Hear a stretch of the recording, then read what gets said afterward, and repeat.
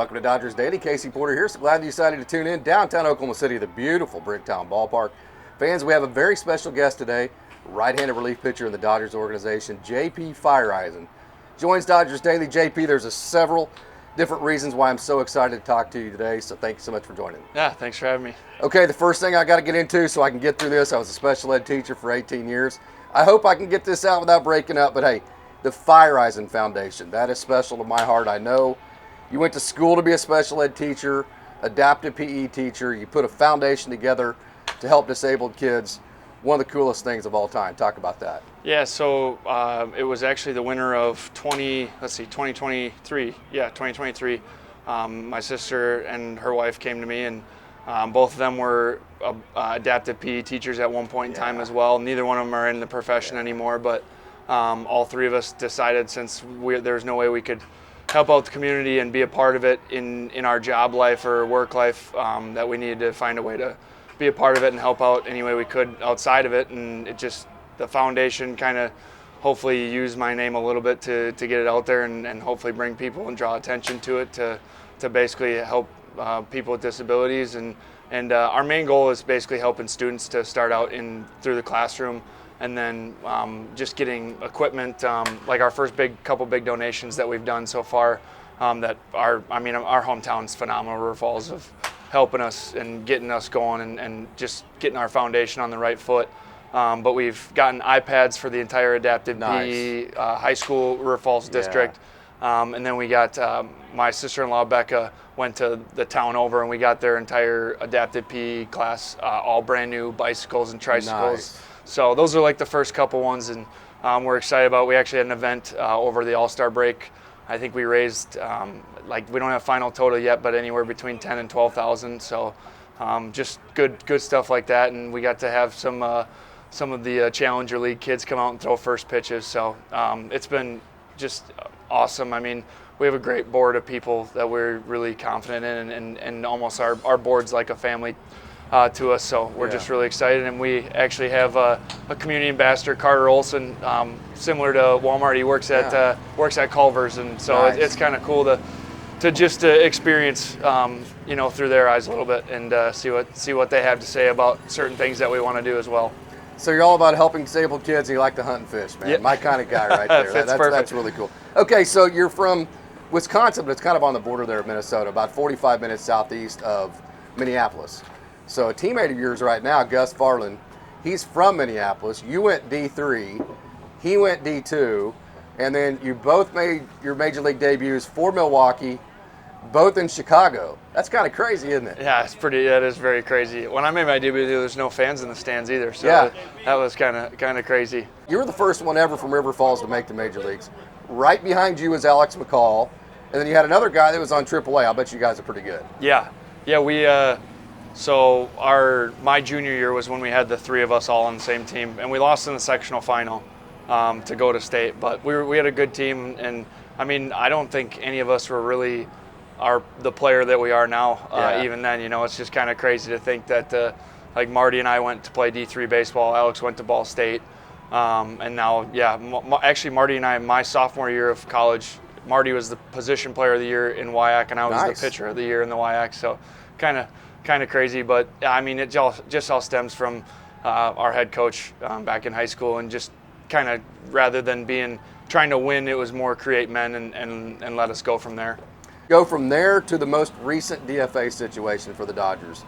You've spent your entire career beating the odds, so kind of compare those two. Yeah, I mean, this year was tough. Beginning out, it was just, getting back into the game. I hadn't pitched for a year and a half, and got into some big spots and didn't do what I was supposed to, and completely understand their move and what they're still making moves like crazy right now. So it was going to happen at some point in time, but I'm still playing baseball, so I can't complain at all, and still in a good organization and here in Oklahoma, and we have a good team. So there's no reason to be mad about anything. It's just got to keep going, and just there's a game every day, and just keep going. You've gotten introduced to the business side of baseball. You're talking about the business side of baseball right there. Nobody would have a better understanding of you. You've been traded 4 times? Yep. Yeah, and the Dodgers being the 4th time. So take us through that for you. Yeah, I mean, the first trade was a shock, Cleveland to New York.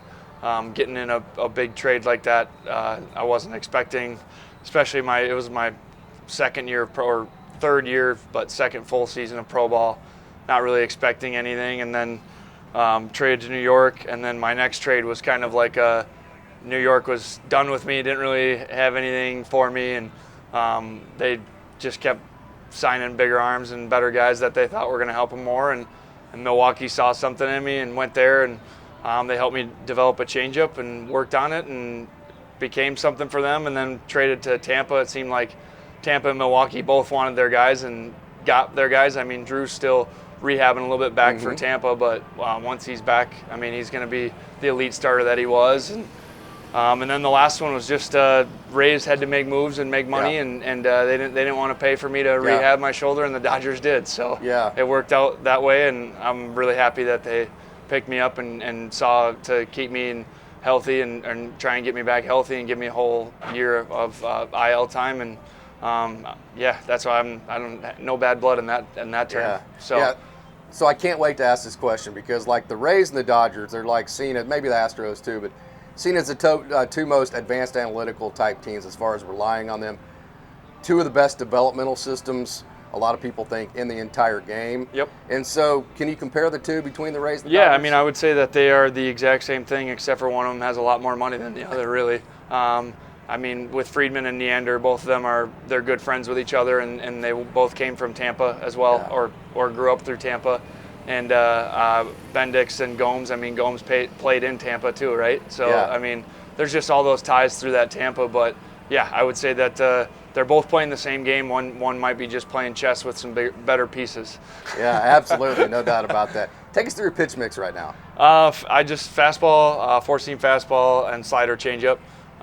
What's your go-to right now? I would say when I'm feeling really good, my changeup's my punch-out pitch. Okay. But I've basically been all three pitch mix, just trying to use them 33% of the time, so that hitters have no idea what's coming. Right. So a little bit of a tough question here, but you were scoreless in 2022 before, I think it was like 12 outings. You hadn't given up a run before you had the shoulder problems. You had a 2.78 ERA in 2021. I mean, you were just off to the races. Then you had the shoulder surgery. So what's the difference between JP Feyereisen then, the one that was the best reliever in the game, and JP Feyereisen now? I just think that it's still getting back into being in the rhythm of what it was in 2022. There's little things in this game that just little cues and little deliveries issues and stuff like that.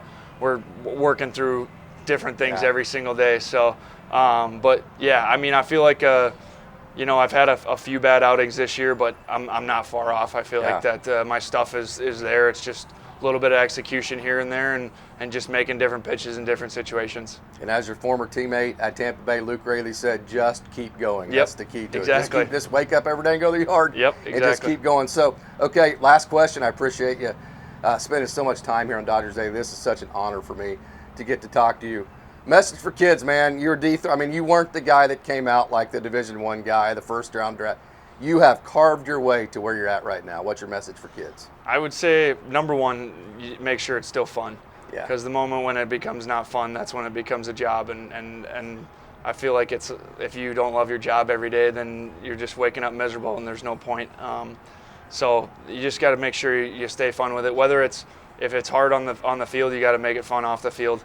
If it's hard off the field, then you got to make it fun on the field. Do things to do that, and then just think somebody out there's always working. So if you think you worked hard enough, there's probably another guy down the street that's working harder. So if you just keep going at it like that, I think you'll put yourself in a good spot. I lied. One last question. Okay. Fun time in the locker room. Are we video game? Are we cards? Are we ping pong, or are we pool, if you have the option? I'm ping pong. Oh, ping pong. Yeah, okay, you're pretty good at it? Yeah, I would say that maybe Bruisdar right now that's here. A lot of topspin? Everything. Okay, yeah. okay. Yeah, we played, Blake Trinan and I played a lot of ping pong last summer. Rehab, we were in the locker room all the time, and I mean, you go to Arizona. He probably puts that spin that turns right on everything. Blake is a power guy. He's trying to hit everything as hard as he can. So, but yeah, we played, oh my gosh, too many games of ping pong. But yeah, that's my fun time off the field. You and Blake go hunting together? We haven't yet, but we will. Okay, very good. I'm going to try, hopefully go out to Walla Walla and see him at some point in time. Yeah, very cool. JP Feyereisen, thank you so much for joining Dodgers Daily. Thanks, Casey. I appreciate it.